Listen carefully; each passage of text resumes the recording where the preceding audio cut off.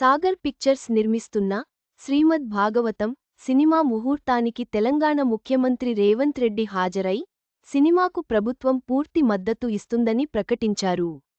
ఈ సినిమా దేశవ్యాప్తంగా విజయం సాధించాలని ఆకాంక్షించారు.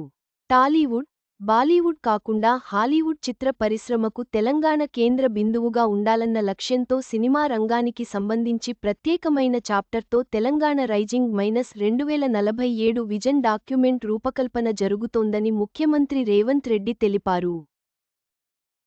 ప్రపంచ ప్రఖ్యాతిగాంచిన రామాయణం సీరియల్ను నిర్మించిన సాగర్ పిక్చర్స్ ఎంటర్టైన్మెంట్ సంస్థ తెరకెక్కించనున్న శ్రీమద్ భాగవతం పార్ట్ -1 సినిమా ముహూర్త సన్నివేశాన్ని ముఖ్యమంత్రి క్లాప్ కొట్టి ప్రారంభించారు.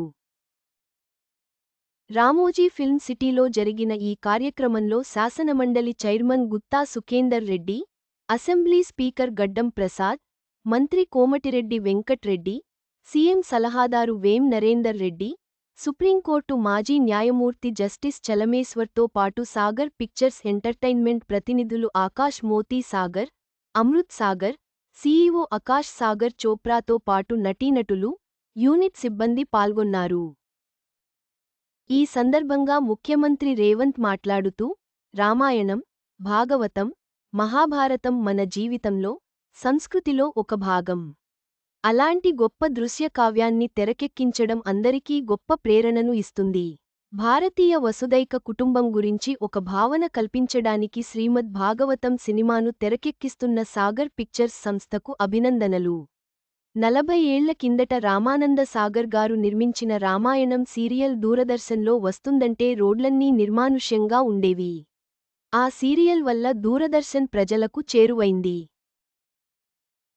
కోవిడ్ సమయంలోనూ మరోసారి రామాయణం ప్రసారం చేసి ప్రపంచ రికార్డును సృష్టించింది.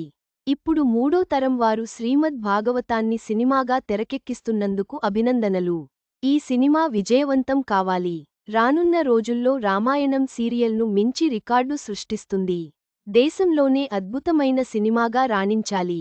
అందుకు ప్రభుత్వం నుంచి సంపూర్ణ సహకారం ఉంటుంది.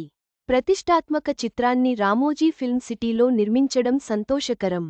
రామోజీ ఫిల్మ్ సిటీ దేశంలోనే ప్రత్యేకమైన ఈ స్టూడియో ఇక్కడ ఉండటం తెలంగాణకు గర్వకారణం.